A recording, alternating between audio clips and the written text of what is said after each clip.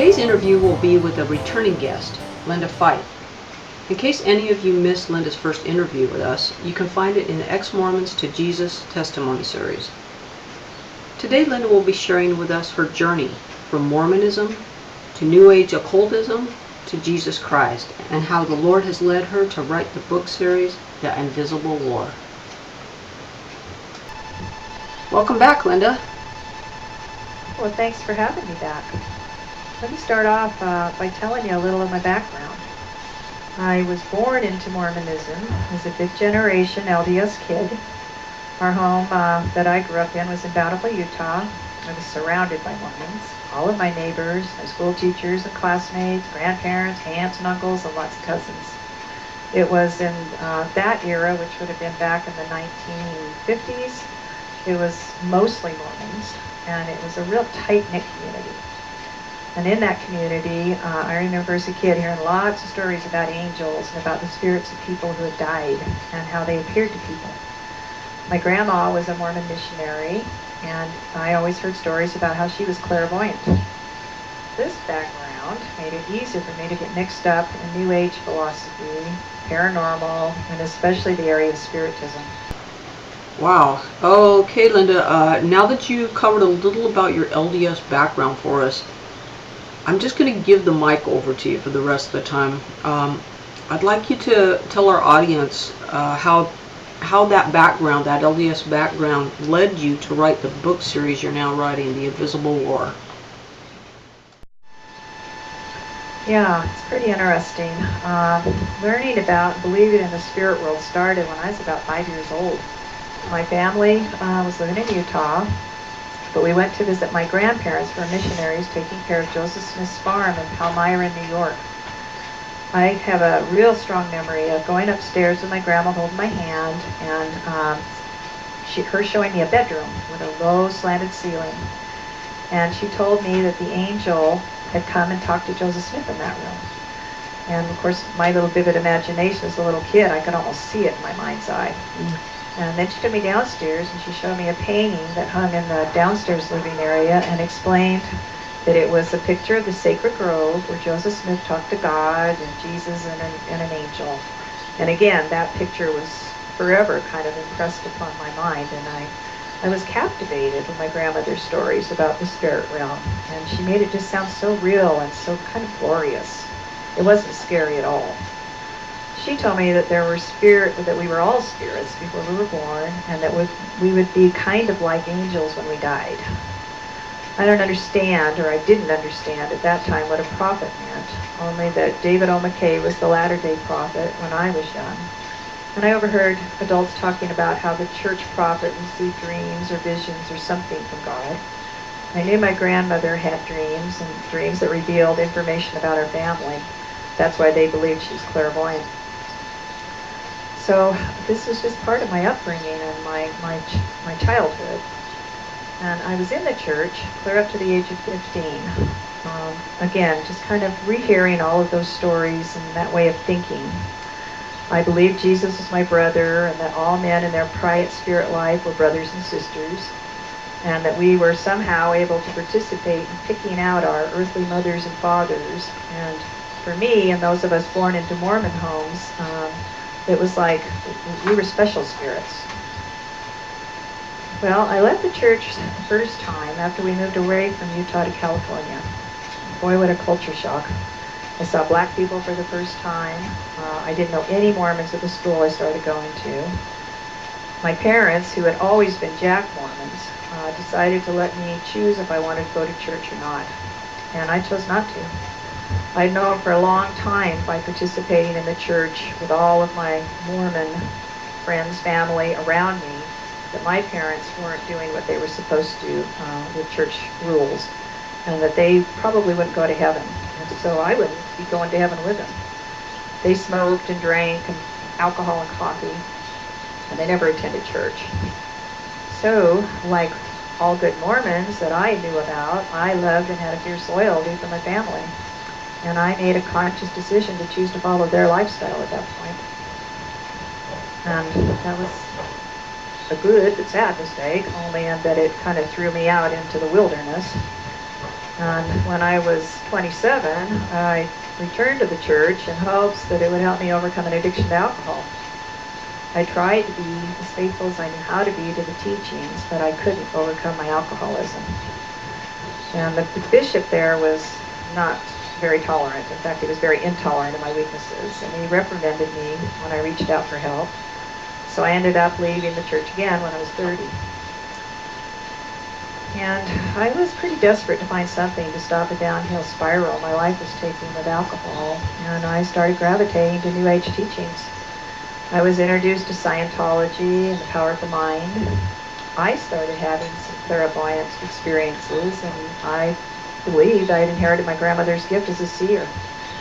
I began attending psychic phenomena classes at a local community college. I was reading books about Edgar Casey, the healing prophet, and that was easy, knowing the LDS prophet claimed to have supernatural revelation.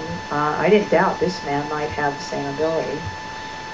And during all of that time of my kind of investigating all of this New Age information, my uncle came to California for a visit with us. And he was a very devout Mormon. He'd been on a mission, and all of his boys were either on or going on missions for the church. And I had a conversation with him about my interest in New Age philosophy. And he shared his own interest in the paranormal. I was completely shocked to find how informed he was about it. He didn't feel at all that there was any conflict with Mormonism and the New Age. So, over the next 13 years, I went for it. I discovered transcendental meditation, astral projection, Indian shamanism, crystal energy, Ouija boards, and eventually had a medium channeling a 1,000-year-old spirit in my home. And those years were some of the saddest of my life. I lived in a fog. My reality was so distorted, I actually believed I could fly in a bizarre sort of way, like the Indians who became one with animals and birds. But God's good. He knew I was a seeker, and He put the truth in my path. So at the age of 43, I had a miraculous born-again experience, and I received the Lord Jesus Christ as my Savior. I started reading the Bible and being discipled, and it became apparent real quickly how opposite my New Age and Mormon teachers were to real Christianity. The oppression that I'd been under for so many years started lifting, and it was like coming out of the fog. It was just like there was sunlight again. Wow. And over these latter years, I realized how similar Mormonism and New Age are. They both believe in man is inherently good and has godhood potential in him. And as it started becoming more apparent about how deceived I was, I got really mad. I was angry. I have hundreds of relatives who have grown up under the false doctrine of Mormonism. Many of the ones who have left the church are now avowed atheists. Others are still trapped in the maze of just ever-changing doctrines and rules. Right. It's kind of my belief at this point in my life that the ancient Moroni may have been Satan himself. The Bible warns against false prophets, and that if even an angel of light teaches another gospel, that we're not supposed to believe it. In Ephesians 6:12, we're told our battle isn't against flesh and blood, but against principalities and powers in the heavens. So after being a Christian for 8 years, I started getting real motivated to put this down in a story form and expose the devil and his plan to deceive and destroy us. So the story's been published. It's the first of a trilogy. My book is a parable of sorts, showing the reality of the spiritual world that's happening around us, because there is a real spiritual world. And all of the books that are being written on the supernatural are glorifying Satan and his realm, like Harry Potter, Twilight, hundreds of other books that are espousing the paranormal as friendly and safe to venture into. My book shows the fallacy of that and the biblical warnings against it. Mormonism is a dangerous, satanic cult. Mormons, whether they be active or inactive, find it easy to venture into New Age philosophy, just like Stephanie Meyer did writing the Twilight series. She even talks about having episodes of spirits coming into her dreams. Right. So that's pretty much the reason. Yeah, I've seen this happen myself time and time again. Even people that have become Christians, they seem to be dabbling a bit in things that I would consider to be the occult. I think that they're innocently doing it. Linda, this book series sounds like it will help people of all ages. All the people unaware of this kind of deception. Your first book, the Invisible War series, Angels Among Us, I read that myself, and it was an excellent book. I couldn't put it down. This one's been published, of course, and where can people find this book, Linda, if they want to buy it?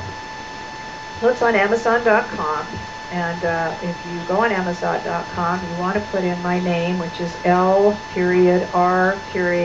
Fite, F-I-T-E, that's F like Frank, I-T-E. That's my name, and that's the author. There are other books with that title. Mine will show up as Angels Among Us, and on Amazon, I think it also shows The Invisible War. So look again on Amazon.com under L.R. Fite, Angels Among Us, The Invisible War. Oh, all right. So you also have a Facebook page, don't you, Linda, called the Invisible War series? I do, and I would invite anybody that would like to please come on.